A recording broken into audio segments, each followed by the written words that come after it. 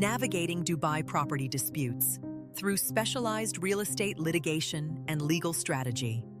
Imagine investing in a Dubai property because the project looked credible. The brochures were polished, the payment plan seemed manageable, and the handover date aligned with your financial strategy. Then the handover date passes. There is no completion. No clear explanation. Your funds are tied up. Your financing assumptions start to shift. And the problem is no longer just commercial disappointment. It becomes a legal question. What exactly has gone wrong? And what rights do you actually have under Dubai law? Why Dubai property disputes cannot be read through the contract alone. The first legal point investors often miss is that property disputes in Dubai are not governed by one contract clause in isolation. They sit inside a layered legal framework. At the base is Law Number 7 of 2006 concerning real property registration in the Emirate of Dubai. That law makes the Land Department the only authority authorized to register real property rights, gives the property register absolute evidentiary value against all parties unless fraud or forgery is shown, and states that transactions creating, transferring, amending, or extinguishing real property rights are not valid unless registered. It also says agreements or dispositions made in breach of the law are null and void, and that the invalidity can be raised before the court by any interested party, the department, the public prosecution, or by the court itself. So in Dubai, registration is not administrative background noise. It is part of the legal architecture of ownership itself. Off-plan sales and the importance of the interim property register. That becomes even more important in off-plan disputes. Law Number 13 of 2008, regulating the interim property register in the Emirate of Dubai, is one of the central laws in this area.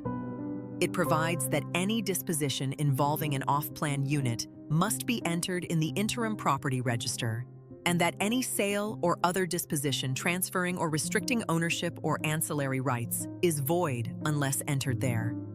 The same law also prohibits a master developer or sub-developer from commencing a project or selling units off-plan before taking possession of the land and obtaining the required approvals. It goes further. Any private off-plan sale contract in a project that has not been approved by the competent authorities is null and void. Once the project is completed and the completion certificate is issued, the developer must move it into the property register and register sold units in the names of purchasers who have fulfilled their contractual obligations. This is why an investor dispute is rarely answered by asking only, "What does the SPA say?" The stronger legal question is also, what was approved, what was registered, and what stage had the project legally reached? Escrow protection and the legal safeguards around investor funds. Investor protection in off-plan matters also depends heavily on the escrow regime. Under Law Number 8 of 2007, read alongside Dubai Land Department's current guidance, the escrow account is a project-specific bank account into which amounts collected from off-plan purchasers and project financiers are deposited. Dubai Land Department explains that the regime applies to developers selling units off-plan and receiving payments, that the account is meant to regulate construction and protect investor rights, and that the escrow account must be opened in the name of the project and used only for developing that project. DLD's guidance also states that the sums in that account cannot be withheld in favor of the developer's creditors. So when a delay or suspected misuse arises, escrow is not a side issue. It is one of the legal pressure points that can change how a dispute is analyzed. Choosing the right forum, courts, RDC, or other specialist routes. Another point that needs to be stated clearly is that not every Dubai property dispute belongs in the same forum. Tenancy disputes are on a separate track. Under Decree Number 26 of 2013, The Rent Dispute Settlement Center has exclusive jurisdiction over rent disputes between landlords and tenants of real property in Dubai, subject to limited exceptions such as certain free zones with their own tribunals and certain long-term lease contracts covered by Law No. 7 of 2006. That means a landlord-tenant rent dispute is not the same as a buyer-developer dispute, an ownership dispute, or an off-plan breach claim. Mixing those categories is one of the fastest ways to waste time and weaken the first move. What Dubai Land Department and RERA can and cannot do. Where investors often get caught out is in assuming that every complaint filed with DLD or RERA automatically becomes a termination claim or compensation claim. It does not. Dubai Land Department's own materials say that its Inquiries Concerning Contractual Disputes service provides automated responses to inquiries involving contractual disputes or unwillingness to fulfill a contract. Its real estate company complaint service is designed for reporting violations and negative practices. But DLD also states that it does not have the authority to terminate a contract at the investor's request, and that its role is limited to reconciling the parties and attempting amicable settlement without deciding the issue of termination. The complaint system also expressly says it is not the route for cancellation of contracts, reservations, or financial compensation. In other words, regulatory complaint channels are useful, but they are not a substitute for an actual litigation or termination strategy.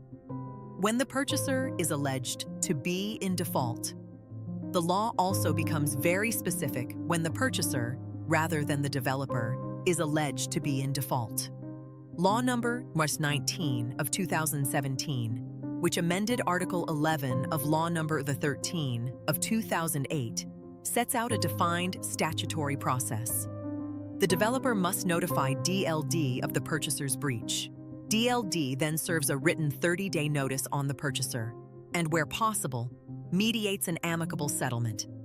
If the breach is not cured, DLD issues an official document confirming that the statutory procedure was followed and stating the percentage of completion of the unit, calculated according to RERA's standards.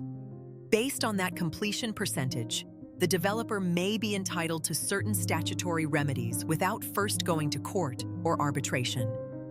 Crucially, the law also says that if the project is canceled by a reasoned RERA decision, the developer must refund all payments in accordance with the escrow law, that the rules are part of public order, and that the purchaser may still go to court or arbitration where the developer abuses those powers. So the statute is procedural, structured, and highly specific. It is not a free pass for either side. Why project completion percentage matters so much? That completion percentage is not left to guesswork. Administrative Resolution Number 12 of 2022 approves the guide for calculating completion percentages and states that the calculated percentages are binding on both purchasers and developers. That matters enormously in disputes because arguments about whether a project is almost done or substantially delayed do not carry the same weight as a binding completion assessment under the DLD RERA framework. In real litigation, that difference can affect termination rights, refund arguments, negotiation leverage, and the credibility of the parties' positions from the outset. There is also a separate legal route for projects that go beyond delay and into the territory of unfinished or canceled developments. Decree No. 33 of 2020 created the Special Tribunal for Unfinished and Cancelled Real Property Projects in the Emirate of Dubai. The decree applies to projects in Dubai proven to be unfinished or in respect of which a cancellation decision has been issued, excluding projects within DIFC boundaries. The tribunal has jurisdiction to hear claims relating to unfinished and cancelled projects, determine investor rights, assign completion to another developer in appropriate cases, liquidate cancelled projects, appoint auditors to verify project finances and escrow amounts, and issue orders to the escrow agent or developer regarding refunds and liquidation issues. That is a very different dispute environment from an ordinary private contractual quarrel. Once a matter enters that territory, legal strategy has to change. Completed property transactions and secondary market disputes.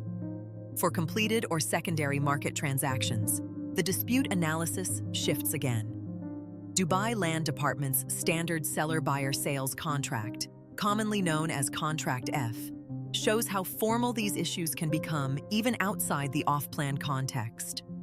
The template states that the seller must complete transfer procedures, that a seller's breach in handing over the property triggers compensation for the entire delay period until the buyer can fully use the property, and that failure by the seller to complete transfer due to the seller's own act or omission triggers refund of the full deposit plus an equivalent amount as compensation unless the parties agree otherwise.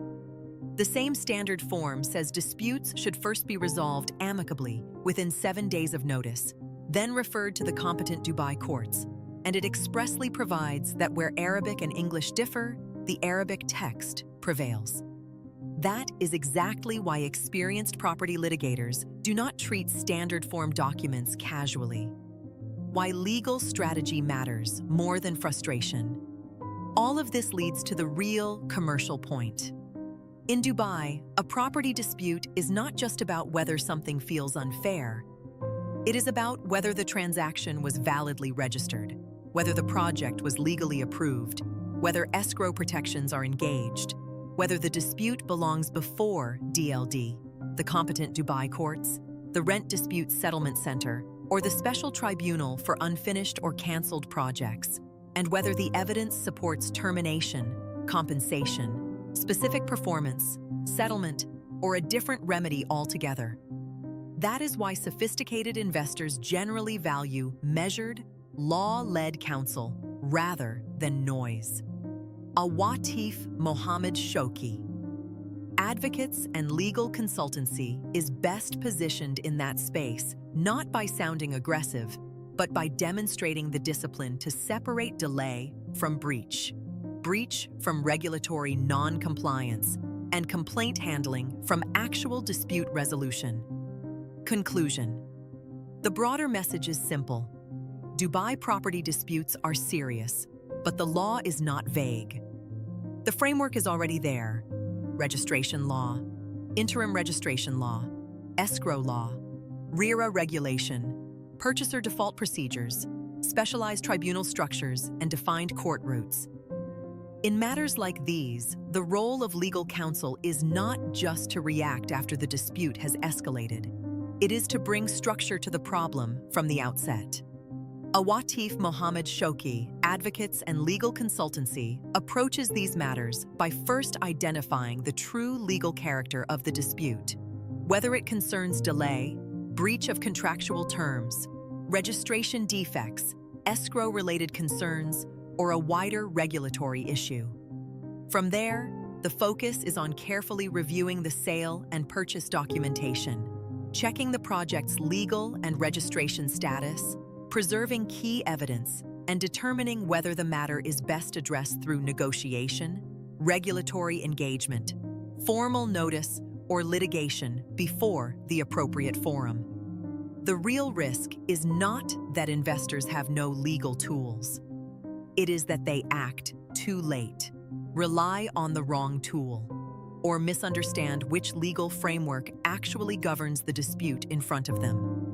When the issue is analyzed early, documents are preserved properly, and the legal route is chosen with precision, investors are in a far stronger position to protect the asset, the capital behind it, and the commercial outcome that justified the investment in the first place.